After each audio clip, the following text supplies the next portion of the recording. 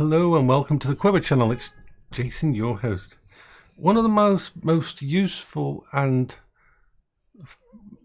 important purchases recently has been this. My Anchor speakerphone. This has solved so many problems for me. You see, I've said many times that I don't like using the phone. I'm holding a phone while I'm trying to talk to someone, putting it near my head. It's every single phone call is torture. Waiting on the line is torture. It's horrible to me. My brain just does not accept it, does not like it. This, I can do all my calls through this now connected to my phone. It's bloody brilliant. I bought this to use with AI, but these are amazing. And the Anchor one, it's an Anchor S3.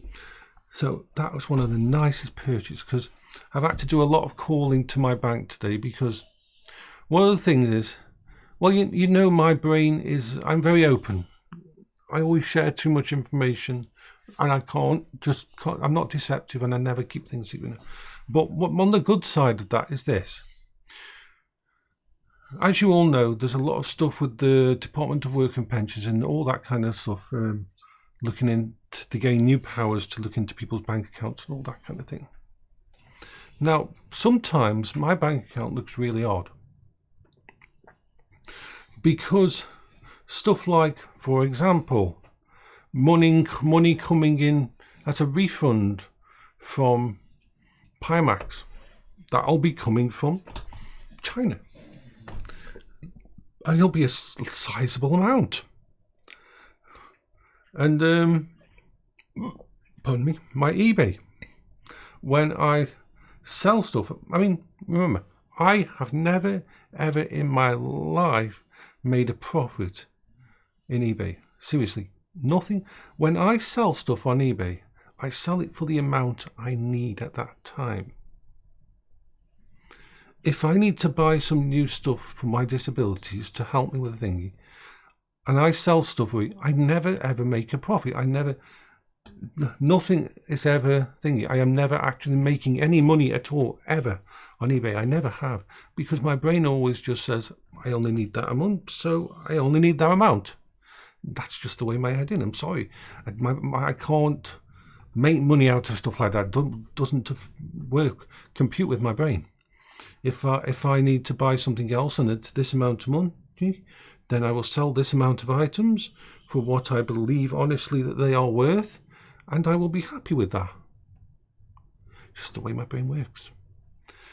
And so sometimes, like this month, quite a bit of money is going to go through the bank, and it goes in. It's like, it's in some ways it can look bad, because money goes into my account and goes straight back out, like as if it's got bloody irritable bowel syndrome. It's like zoom off to the toilet. It goes in and it just disappears.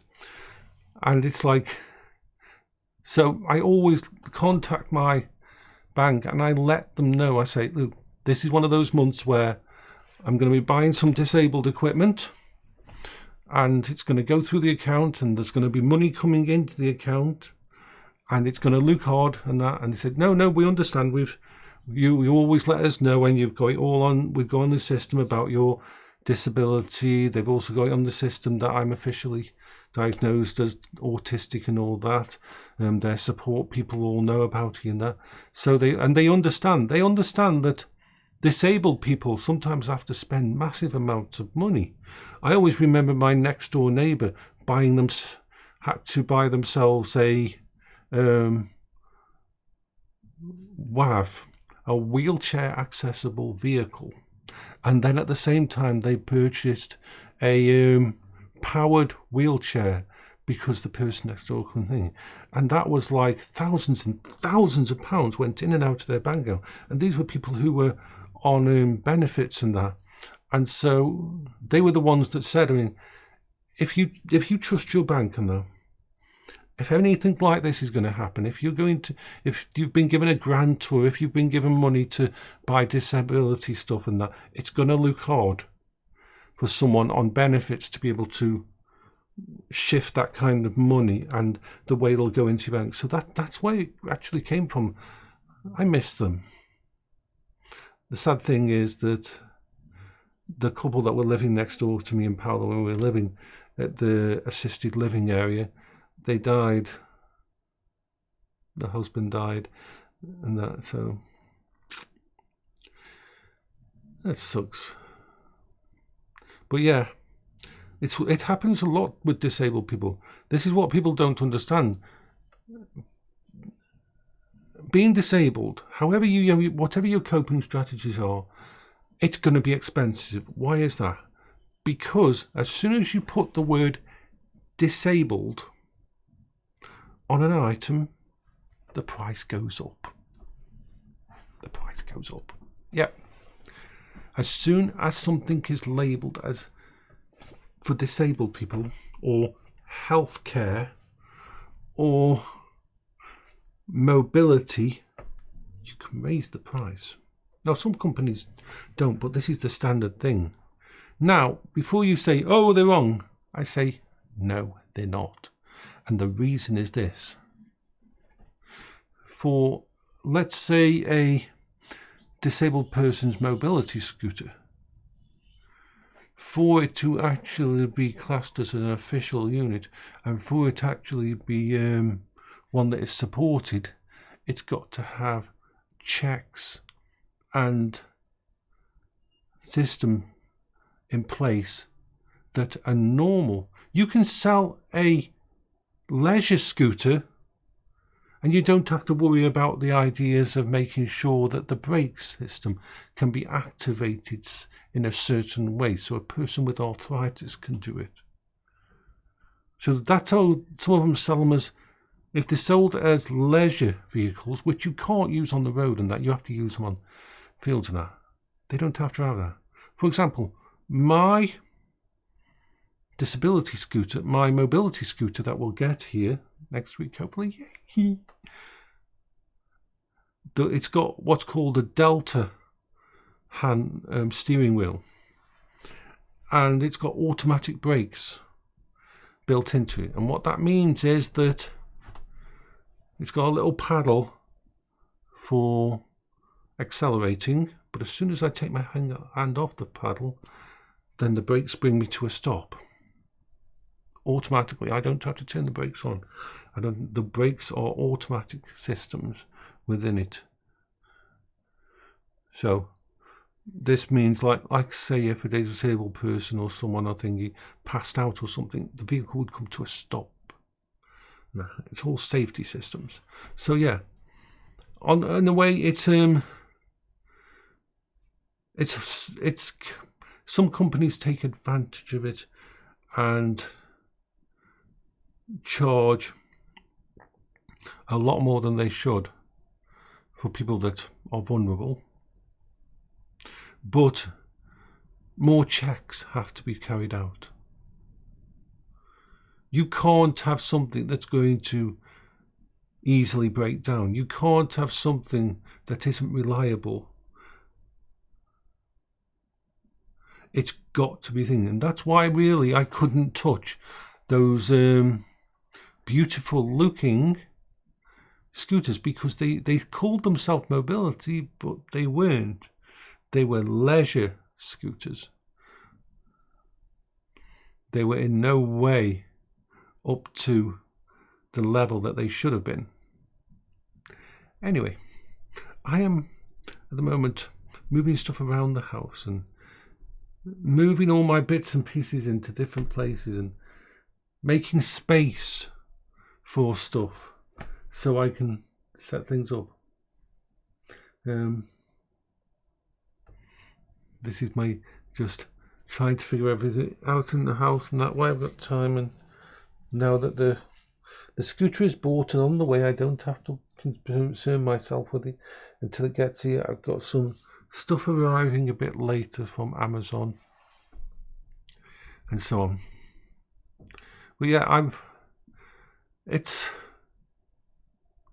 especially with all the climate of distrust and the DWP doing their things, you have to make sure that you've got your stuff set out with the bank, and you put it all down, and you make sure the bank knows what's going on, and that why there's money going into the bank account, and so on. Because when it comes down to it, all of these assets that I have are part of my disability. And that means I'm justified of selling some of the assets to buy other ones to take its place. Because that isn't like I'm making money out of anything. That is because I am actually just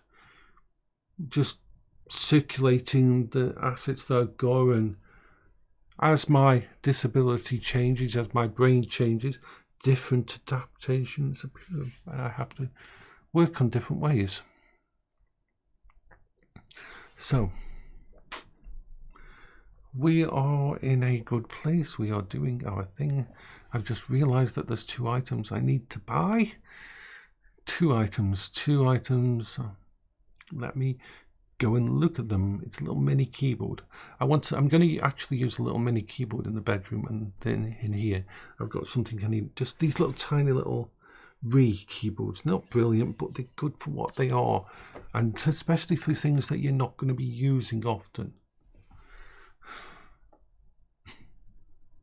So I will say bye-bye now, because my brain's already distracted and already thinking about this new thing that I've got to do. So, one more thing. My new internet's in, and oh my fucking god, I love it. 1 gig down, 1 gig up. 1 gig down, 1 gig up. It's like, even though I haven't got the full speed yet, because I've got to tweak my router system and everything. Literally, how can I put this? When I used to upload stuff, I had to go and do other things, and I'd sometimes forget to type in the actual thingy, and sometimes I'd forget to press the continue button on YouTube to upload stuff. And now, when I press the upload, it uploads in like less than 2 seconds. It's amazing.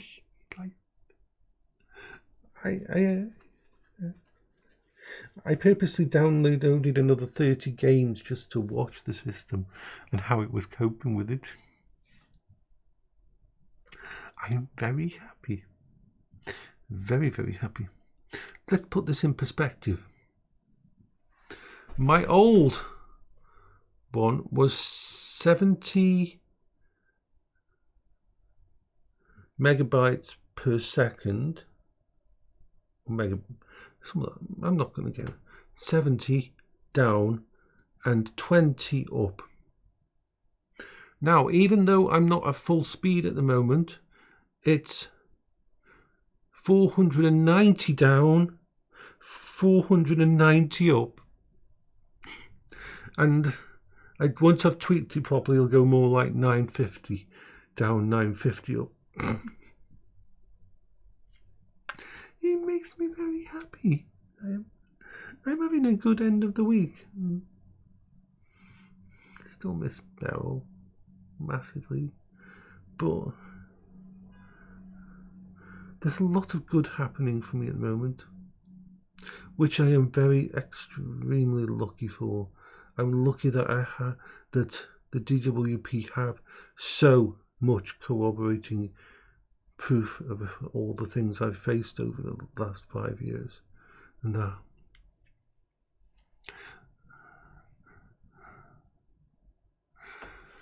Oh.